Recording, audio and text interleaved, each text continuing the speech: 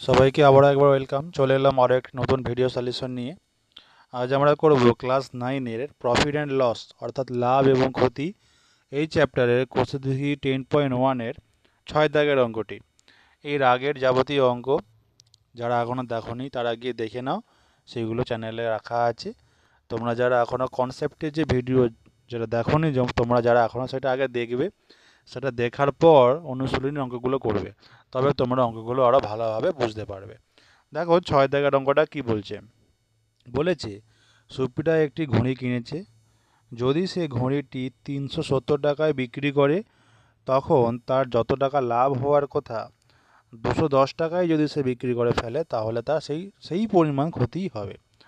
হিসেব করে দেখি ঘড়িটির ক্রয় মূল্য কত।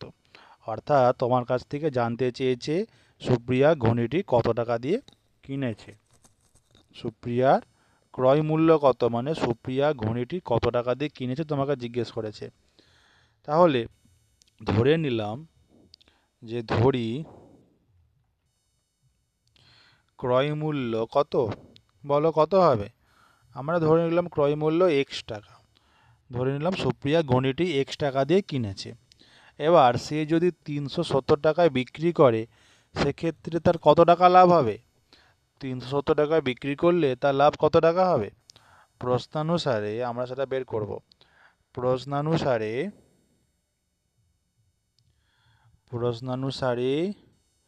ঘড়িটি 370 টাকায়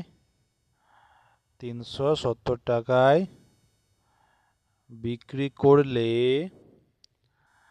লাভ হবে কত টাকা লাভ হবে। কিনেছি এক্স টাকায় ধরে নিয়েছি, বিক্রি করলো 370 টাকায়, লাভ কত হবে। 370 মাইনাস এক্স, এই পরিমাণ টাকা। এই তো কথা। আবার কি বলেছে, যদি 210 টাকায় বিক্রি করতো, অর্থাৎ 370-এর জায়গায় যদি 210 টাকায় বিক্রি করতো, সেক্ষেত্রে তার তত টাকাই ক্ষতি হতো, মানে সেক্ষেত্রে ক্ষতি হচ্ছে। আবার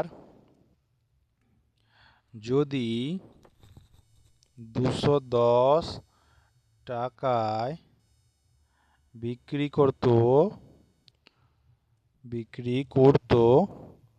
সেক্ষেত্রে ক্ষতি হতো বলে দিয়েছে। তাহলে ক্ষতি কত হতো না, ক্ষতি হতো সমান ক্রয় মূল্য। ক্ষতির ক্ষেত্রে নিশ্চয়ই ক্রয় মূল্য বেশি হয় আর বিক্রয় মূল্য কম হয়, মানে বেশি দামে কিনে তুমি কম দামে বিক্রি করছো, তাহলে তো ক্ষতি হবে। সেক্ষেত্রে ক্রয় মূল্যটা আগে, পরে বিক্রয় মূল্য এত টাকা। তাহলে তোমার ক্ষতি হলো কত টাকা না, এক্স মাইনাস 210 টাকা। তাহলে দেখো লাভ হয়েছে এত টাকা, আর যদি 210-এ বিক্রি করতো তাহলে ক্ষতি হতো এত টাকা। বলে দিয়েছে দুটোর মাপ সমান, মানে যত টাকা লাভ হতো ঠিক তত টাকাই ক্ষতি হতো। অর্থাৎ অর্থাৎ বা অতএব দিয়ে আমরা লিখতে পারি 370 মাইনাস এক্স, এটা লাভের পরিমাণ, সেইটাই আবার ক্ষতির পরিমাণ, মানে এক্স মাইনাস 210। বা আমরা যদি এই এক্সটাকে এদিকে নিয়ে চলে আসি আর 210টাকে এদিকে নিয়ে চলে আসি, 370 প্লাস 210 সমান 2x, বা 2x সমান কত না 580, বা x সমান 580/2 সমান 290 টাকা। তাহলে ঘড়িটির ক্রয় মূল্য কত টাকা ছিল, x সমান 290 টাকা ছিল। অতএব ঘড়িটির ক্রয় মূল্য ছিল সমান 290 টাকা। দেখো খুবই সুন্দর একটা অঙ্ক।